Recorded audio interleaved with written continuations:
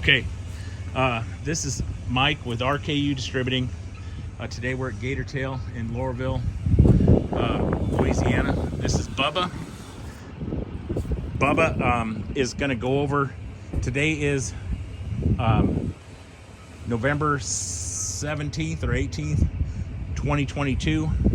Today we're going to go over California Department of Fish and Wildlife Gator Tail boat. It's a 1760 with Vanguard Briggs and Stratton 40 horse in the back.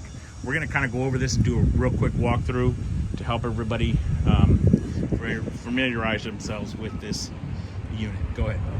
So I'm gonna start off with the trailer, kind of work through the whole boat, but standard 2-inch ball. You got your locking pin, there. You got the cable.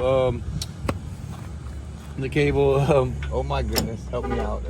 You're all right with safety chains. Safety chains. Thank you. Could not get that out. Yep. The swivel jack, obviously here, pulls out the way, level position. Yep. And this is the dual I-beam trailer with the full-size spare. So 14-inch rim. They do have the holder, as well as you can see here, we have a tie wrap on it, but you can put a padlock through it and basically secure it there from theft or any reasoning on that. Got it. Standard winch handle, front bumper, and then we're gonna go through the boat, starting in the front. Pointed bow, mod V option, and then you have the swamp lights. These are controlled in the back on the console, and I will show you that when I get to a minute. And to go through there. Yep. These are removable if need to be removed, but it's permanently mounted there. Okay. Front storage, got a roughly about 4.5 foot of storage in the deck space, seat pedestal base that you can use with some seating as well as storage here. This isn't 100% dry. I don't like to tell people that it's dry, but it does have a gasket on it and does have some drain, but it is more enclosed, but not 100% dry storage there. Under the front deck, I'm gonna go ahead and hop in. All right. To show you the front deck is where the gas tank is. This is a 13-gallon gas tank, and to fill it, you simply pull it up to the side. Your fill is here, fill it up, pump it back in. Primer bulb if you need to prime the engine or just have a push fuel through the flow of the gas tank there. Coming right along, moving to the back, front jump seat chair here. I think Mike just accidentally put this backwards for me, but we're gonna spin it around here and with that. Let's go over that lock real quick so that they know. Good. So little bitty lock, y'all saw me grab it. You push this down so it's locked. It's road ready. Push it in and it'll fold up. So a lot of guys want to pull on it while it's not going. That's what it's made to do. These do swivel around and they are removable. If you loosen it up completely, you can take it off. And then obviously now they have it off the pedestal, it raises and lowers also. So you can go up, down, swivel it all around. Standard feature there. You can tighten it so you don't swivel. Stabilizer kit, I kind of missed that in the front. There's a hole in the front of the boat. It goes through the bow, so right here. So basically we have a 3/4 inch rod, roughly 5.5 feet long. And in the shallow water application, you can shove it through the boat and it'll anchor you there as a shallow water anchor. In the rear of the boat, we have 2 holes, 2 loops, one on the port and starboard side right here, and so those are obviously for the shallow water poles also. So we call them spud poles. Spud poles, yeah. yep. So that's where they're stored all the time. Stored on the side, clipped in there. Yep. Moving back to the console, you have your control station here, standard steering wheel, throttle control. You have your trim on the handle. And then you actually have a warm start, so you can press the button here, push it and start it, and it wouldn't be in gear or activating the gear, then come back to your normal, very traditional of a standard outboard. And then your control panel. I'm gonna spend a little bit of time here on the control panel. So basically, just like any other switch panel as they're called, you have your power button, your bilge, your lights, and then they have these accessories, which would be the different switches. This panel is Bluetooth through a brain in the rear of the boat. So all the wires are ran to the rear. There's a black box, and then the black box Bluetooth this signal to this panel. So when you're adding something or need to service this to the boat, you actually just have to run the wires to the rear or find the brain. That's where everything is controlled. There is a 12-volt bus bar under the console, so if you wanted to bypass anything and get 12 volts, there is already 12 volts ran to the console. You have your kill switch and your key switch here, and then again, the switch panel there. Very self-explanatory. Same style seat in the back. Got these backwards again. We'll flip this around to show you. It does spin all the way around, and then again the button to fold it like this. Got that. Other component of operation, the most important, is the on-off battery switch right here. So you have on-off. In the on position, everything is live. In the off position, everything is dead with the exception of the auto bilge. So when the battery switches in the off position, everything is dead with the exception of the auto bilge will work with the switch in the off or on position. It only comes on when you have a level of water, correct? Yes, correct. Yeah. So it's not really a draw. Is it a draw? Much of a draw? No draw. No, okay, sir. You do want to leave the switch in the off position over extended times of not being used.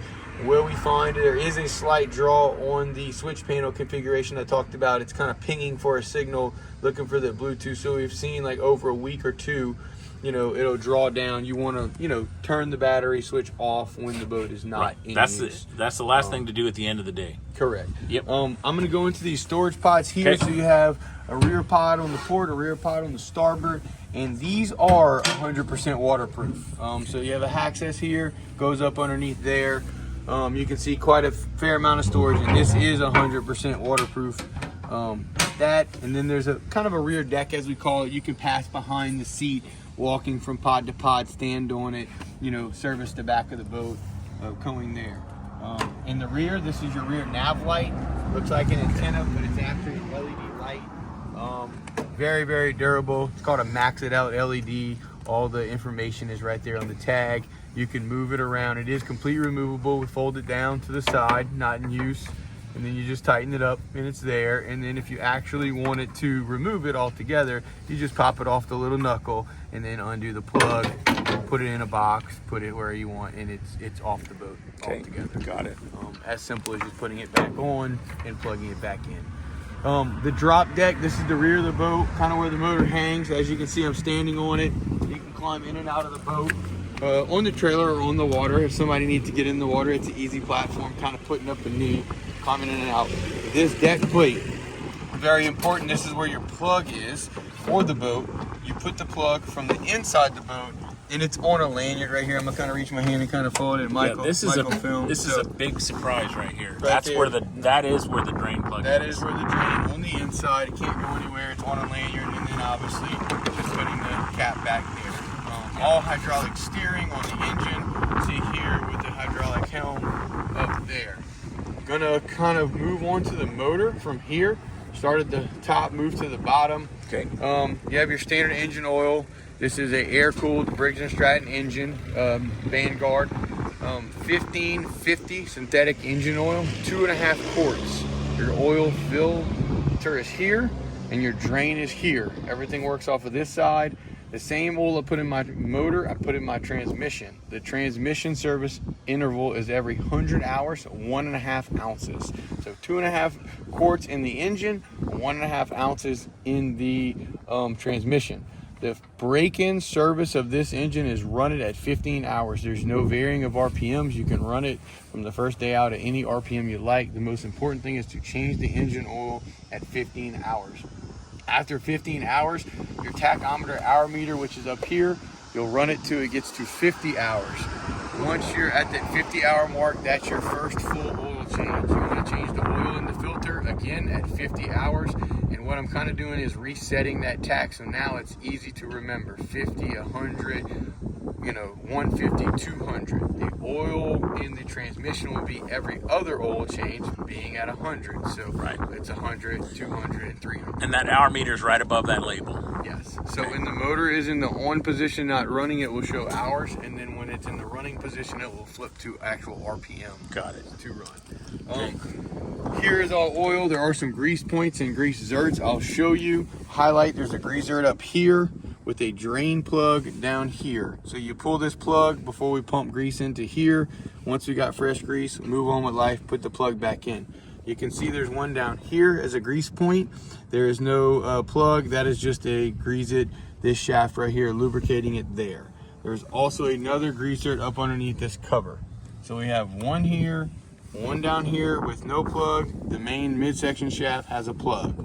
Other than that, the only other greaser and plug is the lower unit. One of the most important ones. You have a greaser there and a drain plug here. Pull the plug out, pump grease in every 50 hours or so. Trailering bracket, this locks it in place while it's on the roadway and trailing to and from location. Okay. What about this one? So, trailer tilt pin. So this is a little ball, comes in and out. If the trailer bracket is off and you want to raise the engine up, you push the pin in and it'll hold the motor in the up position. Not used to be trailered. It's just to clear the propeller or want to be working on the lower unit and have it in the raised position where you don't have to hold it. Okay. Also, one other real important thing that I want to touch on is this QR code right here. So you've seen these and you're familiar with it. If you scan this with your phone or put it in the picture mode and you click on it, it actually will bring up some links, tips, and tricks. Everything that we talked about, service intervals, links to our website under parts and gear. So, hey, I need an oil filter, where it is, it brings you straight to it. Also, any information that Gator Tail wants to update needs to get to the customer. Hey, we think it's new, or you need to know about it. We're constantly updating that link or adding things, taking things down. It's a very interactive, tool and good place of resource. So the operator, they should probably go on and get the app, and then it'll direct them to scanning that barcode, and then it'll all be. Yeah, and actually, I don't even think you need an app. I think it'll go directly to a link, like off of your, I'm gonna say, internet server or web. Okay. What else you got? And I think that's about it. Okay. All LED lights. Yep. Do you have to unplug this trailer going into the water? No. Okay. Do not have to unplug the trailer going into the water. Okay. All right. I think that covers it. There's a lot. If there's any questions, you can call Mike at RKU Distributing, 530-510-3797. I'll get in touch with Bubba, and we really appreciate all the help that Gator Tail has given us, and that we look forward to hearing some feedback. Thank you.